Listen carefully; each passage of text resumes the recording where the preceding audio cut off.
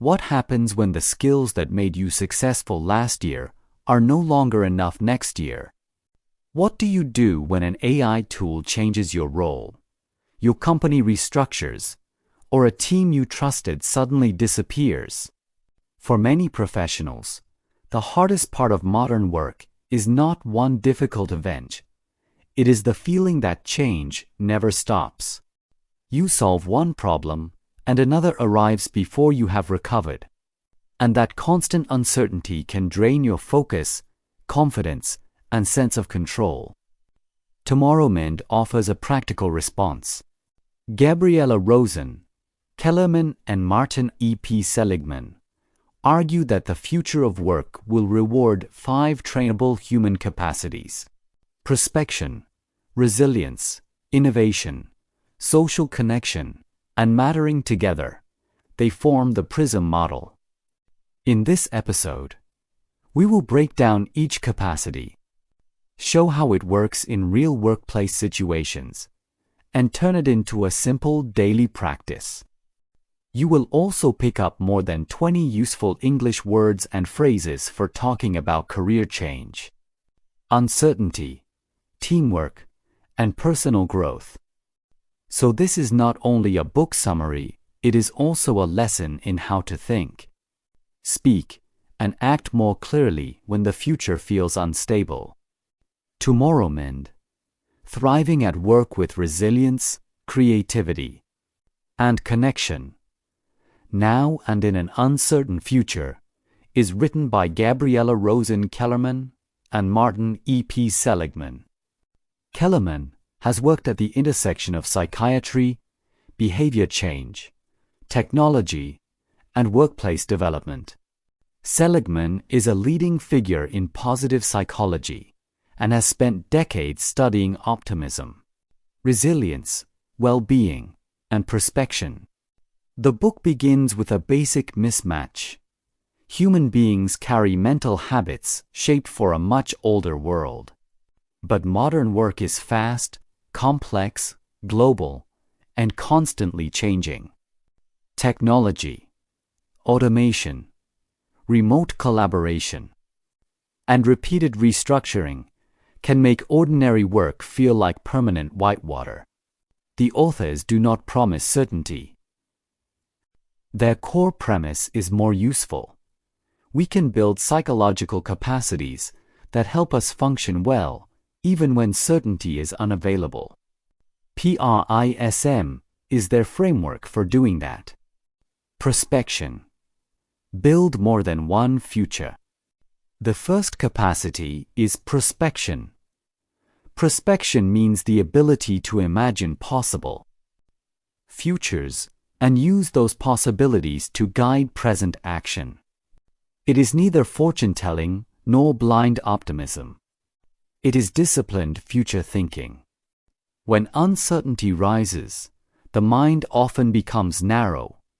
We imagine one negative outcome and treat it as inevitable. A delayed meeting becomes a warning of dismissal, and a new AI system becomes proof that an entire career is ending. The problem is not that the negative future is impossible. The problem is that we stop seeing alternatives. Prospection restores psychological room. Instead of asking, "What is going to happen?" ask, "What are several things that could happen, and what would I do in each case?" That shift matters because uncertainty becomes less threatening when it is translated into scenarios, choices, and preparation. This wider view also improves decision-making. If you imagine only one future, every choice looks like a permanent bet. If you imagine several futures, you can look for moves that preserve flexibility, learning a transferable skill, building a wider network, or testing an idea before making a major commitment. Imagine a marketing analyst at a European software company. Her team begins using an AI platform that can generate reports in minutes. Her first reaction is fear. My job will disappear. A narrow response would be to ignore the tool or search for another identical role. A prospective response is broader, and she maps 4 plausible futures. In one, the tool automates routine reporting. In another, clients expect faster strategic advice. In a third, the company reduces junior roles. And in a fourth, new positions appear around data quality and AI governance. She cannot know which future will arrive, but she can prepare across several of them. She learns the platform, strengthens her presentation skills, and volunteers for a project that evaluates the quality of AI-generated insights. She is not predicting one future correctly. She is increasing the number of futures in which she remains useful. Here is how this plays out in practice. Start with a meaningful wish. Picture the best outcome. Identify the obstacle most likely to block you, and make a specific plan. The value of this process is that hope and realism work together. A goal without obstacles is fantasy, while an obstacle without a goal becomes anxiety. A common mistake is to confuse prospection with over-planning. Some people create endless scenarios and never act. That is not future readiness. It is avoidance, and prospection should lead to a small present commitment. Try this. When a career worry appears, write down 1 best-case future, 1 worst-case future, and 3 realistic middle futures. Then choose 1 action that helps in at least 2 of them. Resilience. Recover, adapt, and keep learning. Resilience is often described as bouncing back, but Tomorrowmind presents a deeper idea. Resilience is the capacity to move through repeated change without being permanently reduced by it.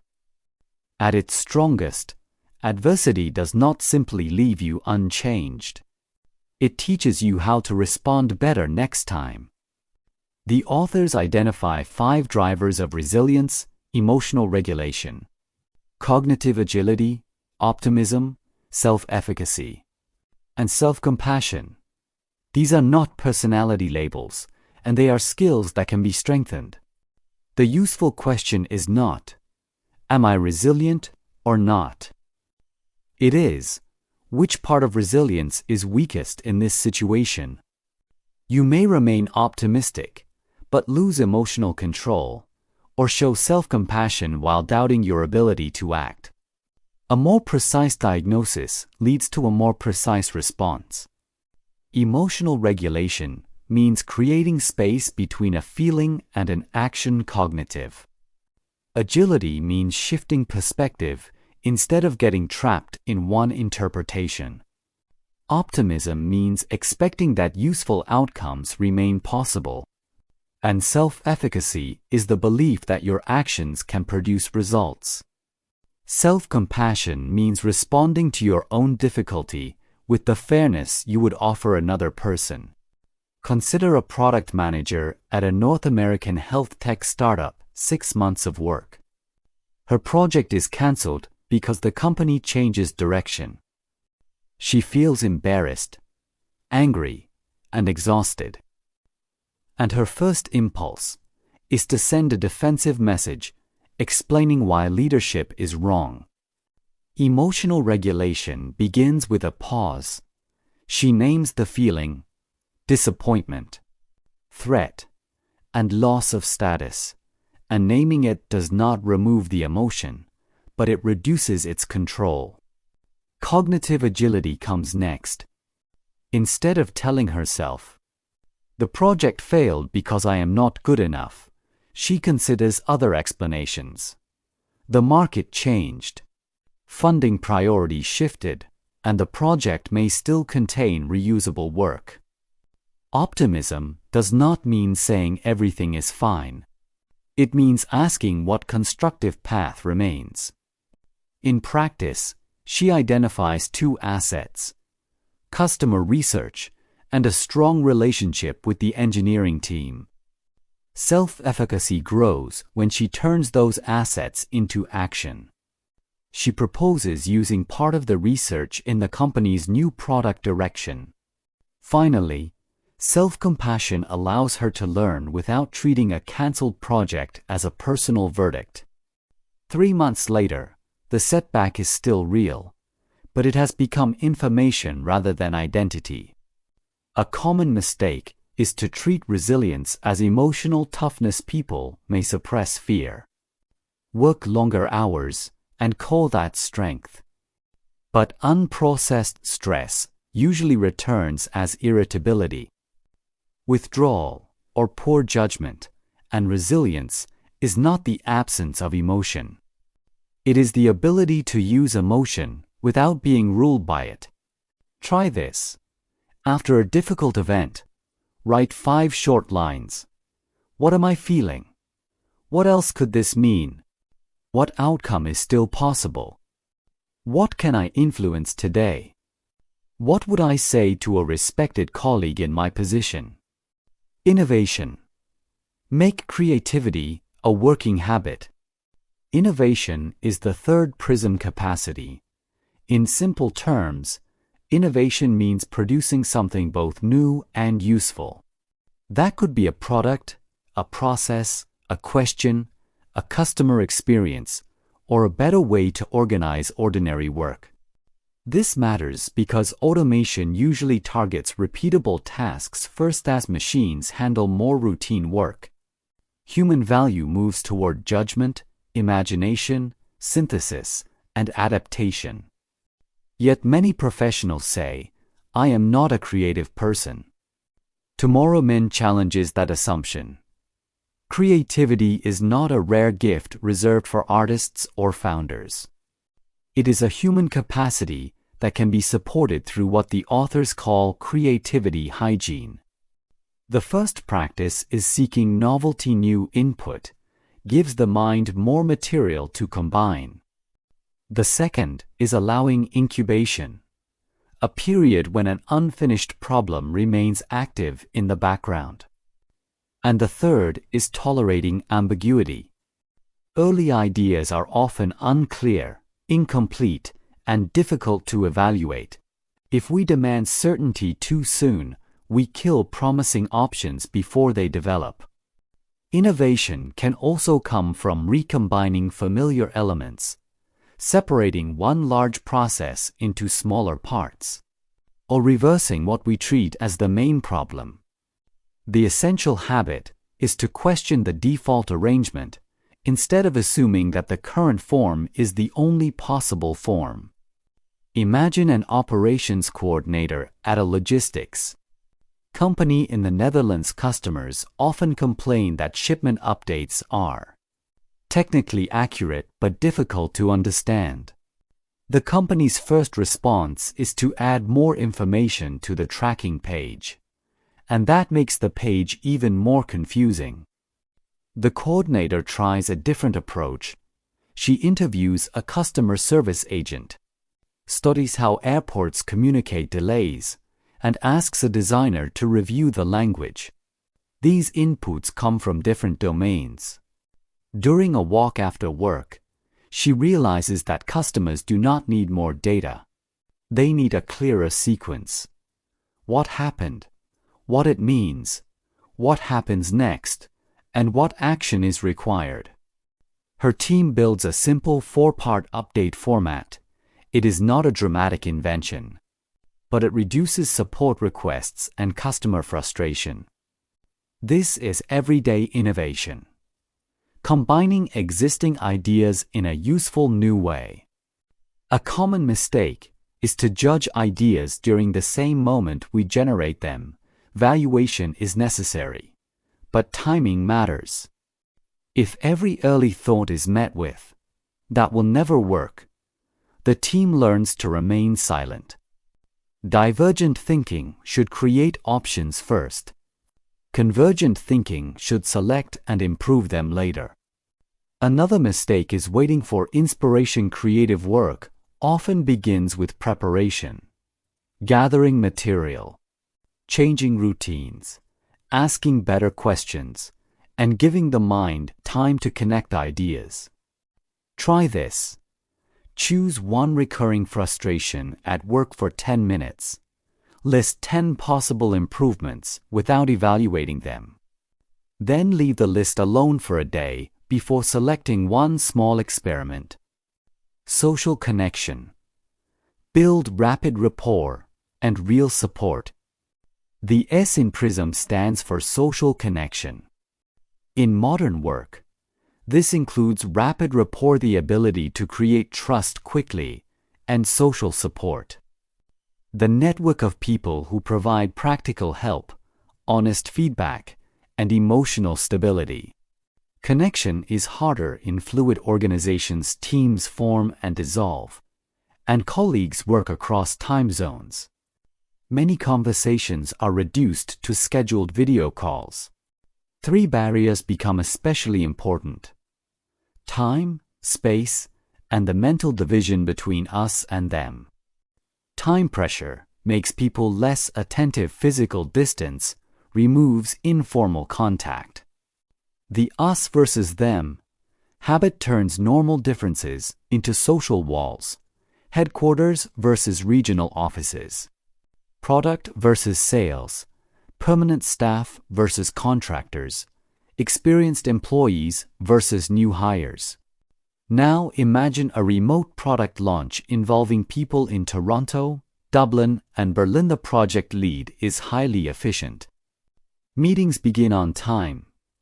Tasks are assigned quickly, and every call ends early. Yet problems remain hidden. The Berlin designer thinks the Toronto team dismisses local customer needs. The Dublin sales manager believes product decisions are already fine. Everyone is polite, but trust is weak. The project lead changes her approach. She begins meetings with one focused personal question, such as, "What is one customer reaction that surprised you this week?" She publicly recognizes useful contributions, especially from people outside her own function. In one-on-one conversations, she asks, "What are we missing from your side?" She also creates brief informal office hours, where team members can raise concerns without a formal agenda.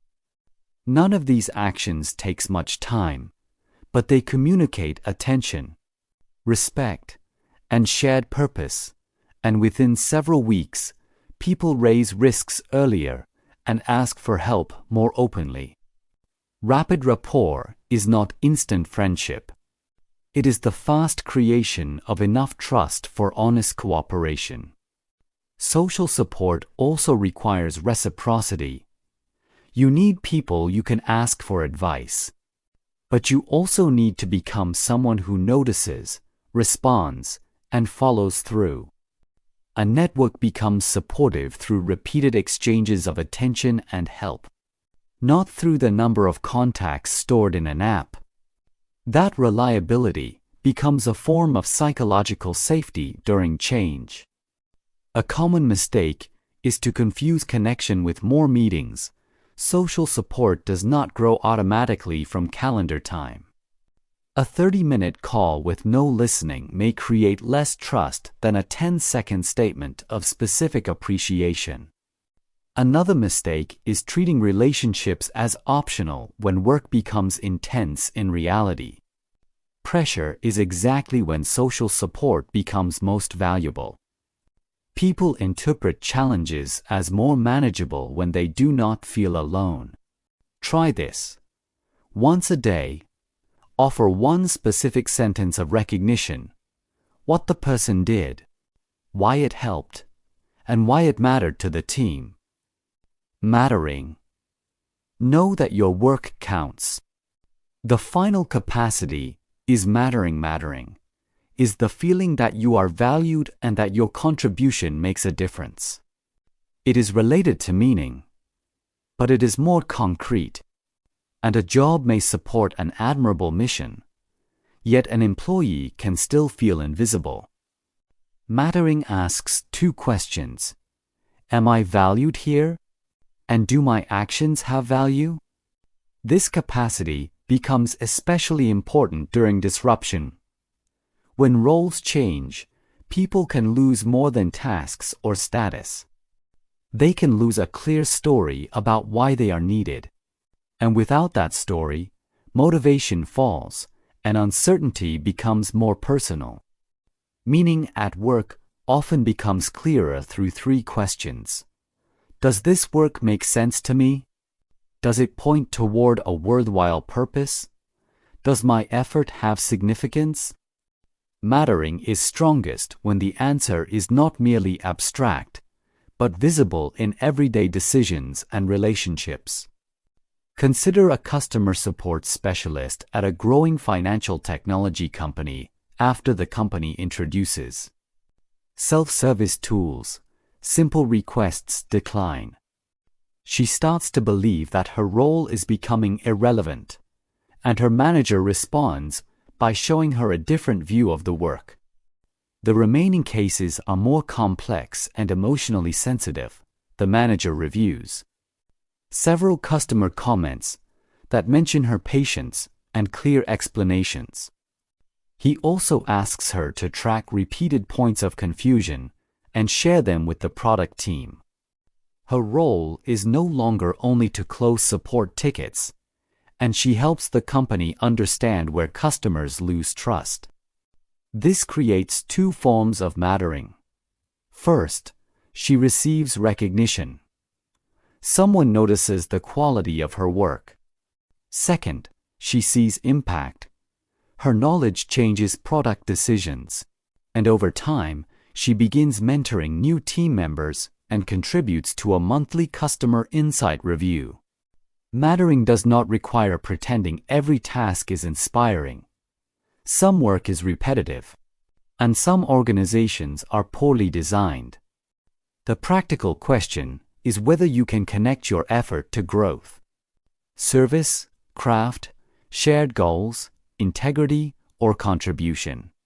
When that connection is missing, leaders should not simply tell employees to find purpose.